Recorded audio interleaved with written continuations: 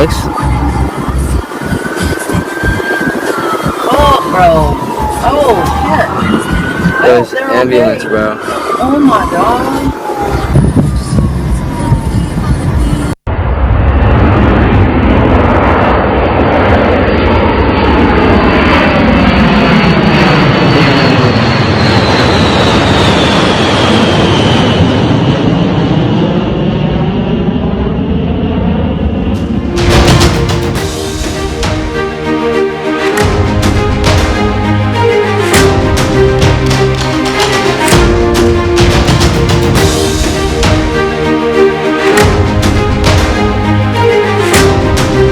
Breaking news చూస్తున్నాము. South కాలిఫోర్నియాలో ఘోర విమాన ప్రమాదం చోటు చేసుకుంది. ఒక్కసారిగా అమెరికాకు చెందిన B-52 బాంబర్ విమానం కుప్పకూలిపోయింది. దానికి సంబంధించిన విజువల్స్ని రైట్ సైడ్ బాక్స్లో మనం చూస్తున్నాం. బూడిదైపోయిన ఆ విమానంకి సంబంధించిన ఆ విజువల్స్ని మనం చూస్తున్నాం. అగ్నిమాపక దళం అక్కడికి వెళ్ళి మంటల్ని ఆర్పే ప్రయత్నం చేస్తుంది.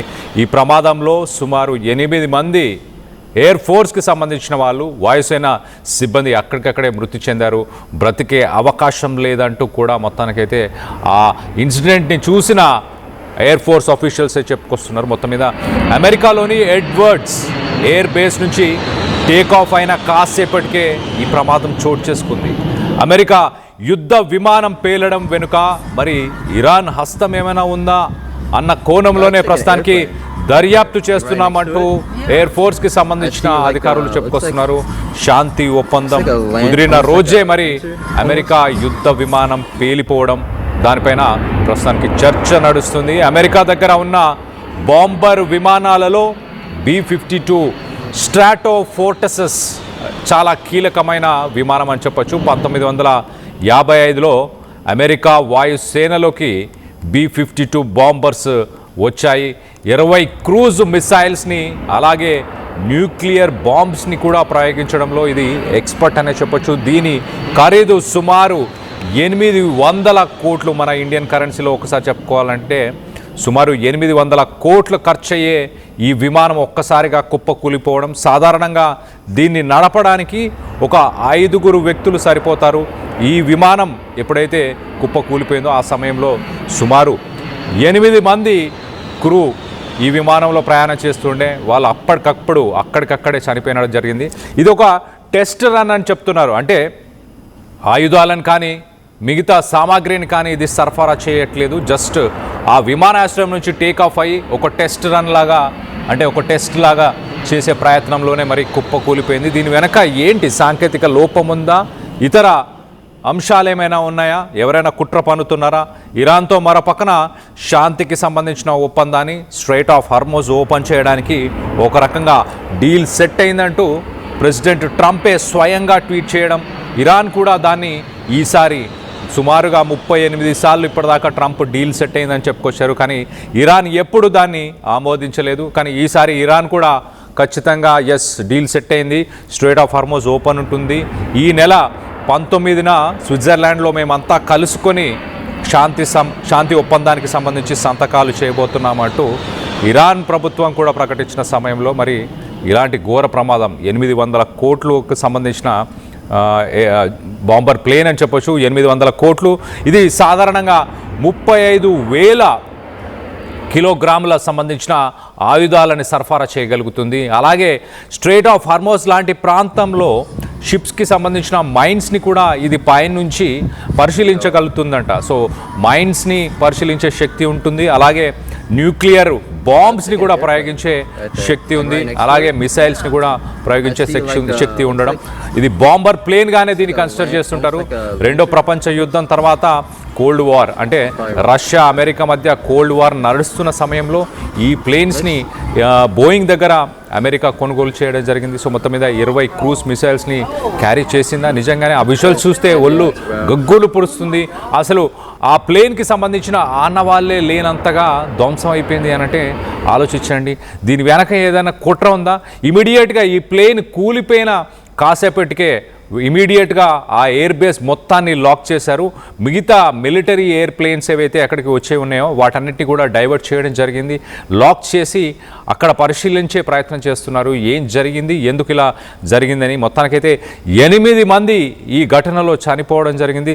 ఈ B-52 బాంబర్కి సంబంధించి మరింత డీటెయిల్స్ చెప్పే ప్రయత్నం చేస్తే ఒకసారి మనం చూస్తే B-52 బాంబర్ అమెరికన్ కరెన్సీలో $84 మిలియన్ వాల్యుయేషన్తో ఉంది. అంటే సుమారుగా 795, అంటే సుమారుగా 800 కోట్లు ఇండియన్ కరెన్సీలో. ఒక్కసారి అది గాల్లోకి వెళ్తే 66 లక్షల రూపాయలు ఖర్చు వస్తుందంట. మెయింటెనెన్స్, ఫ్యూయల్, దానికి కావాల్సిన సపోర్ట్ అంతా ఖర్చు చూస్తే 66 లక్షల రూపాయలు. సో మొత్తం మీద ఇది ఒక 31,500 కిలోగ్రాముల బాంబులను క్యారీ చేయగలుగుతుందంట, మైన్స్ని క్యారీ చేయగలుగుతుందంట, మిసైల్స్ని క్యారీ చేయగలుగుతుంది. దానికి సంబంధించిన విజువల్స్ చూడండి. అసలు జస్ట్ టేక్ ఆఫ్ అయిన కొంతసేపటికే అక్కడ పక్కనే రన్వే లాగా కూడా కనిపిస్తుంది. అసలు ఆ ఎయిర్ప్లేన్కి, ఆ బాంబర్ ప్లేన్కి సంబంధించిన ఆనవాళ్ళు ఏమీ కనిపించట్లేదు. ఏదో ఒక ఏరియా అంతా కూడా మంటల్లో కాలిపోతే ఎలా ఉంటుందో, అక్కడున్న గడ్డి కూడా కాలిపోతే ఎలా ఉంటుందో అలాంటి పరిస్థితులు కనిపిస్తున్నాయి తప్పించి ఆ ప్లేన్కి సంబంధించి అసలు ఆనవాళ్ళే కనిపించట్లేదు. దీంట్లో మొత్తంగా 8 ఇంజన్స్ ఉంటాయి. ఆ 8 ఇంజన్స్కి సంబంధించిన మరి ఫ్యూయల్ ఒక్కసారిగా పేలిపోవడంతో ఈ పరిస్థితులు నెలకొని ఉన్నాయా. దానికి సంబంధించిన విజువల్స్ని కొంతమంది సామాన్యులు దూరం నుంచి షూట్ చేసిన విజువల్స్ని మనం రైట్ సైడ్ బాక్స్లో చూస్తున్నాము. వాళ్ళు మాట్లాడుకున్న మాటలు కూడా మనం విన్నాము చాలా క్లియర్గా. ఏం జరిగి ఉంటుంది, అంతగా దట్టమైన పొగ ఎగిసి పడుతుంది అంటూ కూడా ఆ వ్యక్తులు మాట్లాడుకున్న మాటల్ని మనం చూడొచ్చు. చూడండి ఎంతగా అది కాలి బూడిదైపోయిన తర్వాత ఒక నల్లటి దట్టమైన పొగ అక్కడి నుంచి బయటకు వస్తున్న పొగను మనం చూస్తున్నాము. సో ఇమీడియట్గా అమెరికాకు సంబంధించిన ఎయిర్ ఫోర్స్ టీమ్ మంటలని, ఎగిసిపడుతున్న మంటలను కూడా మనం చూడొచ్చు ఈ విజువల్లో రైట్ సైడ్ బాక్స్లో. ఎంతగా ఎగిసిపడుతున్న మంటలని చెప్పవచ్చు. ఒక రకంగా అసలు బ్రతికే అవకాశమే ఉండదు. ఆ 8 మంది ఖచ్చితంగా చనిపోయారని ఇమీడియట్గా ఆ ఎయిర్ ఫోర్స్కి సంబంధించిన అధికారులు అప్పటికప్పుడే ధృవీకరించారు.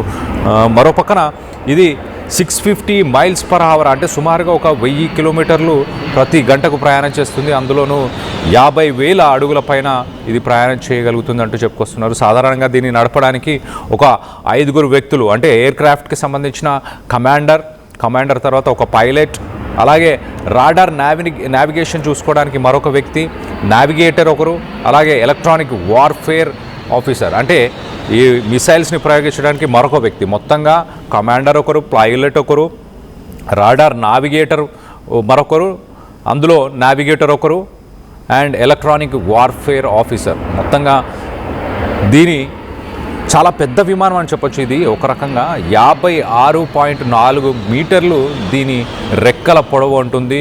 అలాగే ఈ బాంబర్ పూర్తిగా లెంత్ ఒకసారి మనం చూస్తే 48.5 మీటర్లు, అంటే 159 ఫీట్లు దీని లెంత్. అలాగే దీని రెక్కల పొడవు 185 ఫీట్లు అని చెప్పొచ్చు. సో ఇంత పెద్ద ప్లేన్ మరి ఒక్కసారిగా కుప్పకూలిపోవడానికి గల కారణం ఏంటి? అమెరికా ప్రస్తుతానికి అన్ని పాసిబిలిటీస్ని చూసే ప్రయత్నం చేస్తున్నారు. ఇరాన్ ఏమైనా దీని వెనక ఉందా, ఇరాన్ హస్తం ఉందా? ఒక పక్కన శాంతి ఒప్పందం జరిగింది, మరో పక్కన అమెరికాలో 800 కోట్లకు సంబంధించిన ప్లేన్ కూలిపోవడంపై పలు అనుమానాలు అయితే వస్తున్నాయి. ఇది సాధారణంగా హైపర్సోనిక్ మిసైల్స్, అంటే అణువాయుధాలను కూడా సరఫరా చేయగల సామర్థ్యం కలిగింది. అంటే హైపర్సోనిక్ మిసైల్స్తో పాటు దీనికి కొత్తగా ఉన్న 8 ఇంజన్స్ ఇమీడియట్గా, అంటే చిన్న రన్వేలో కూడా ఇది గాల్లో ఎగరగలిగే సామర్థ్యం కలిగిన ఒక బాంబర్ ఫైటర్ జెట్ అని చెప్పుకోవచ్చు, బాంబర్ ఫ్లైట్ అని చెప్పుకోవచ్చు. సో మొత్తం మీద ఒక విషాద సంఘటన. 8 మంది మాత్రం వ్యక్తులు అక్కడికక్కడే చనిపోయారు. ఒకసారి దీనికి సంబంధించిన విజువల్స్ని కూడా మనం ఒక్కసారి చూసే ప్రయత్నం చేద్దాం.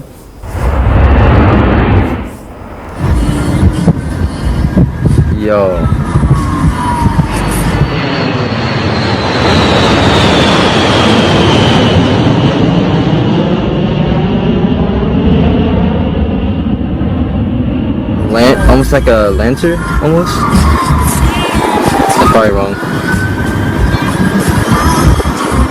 Next.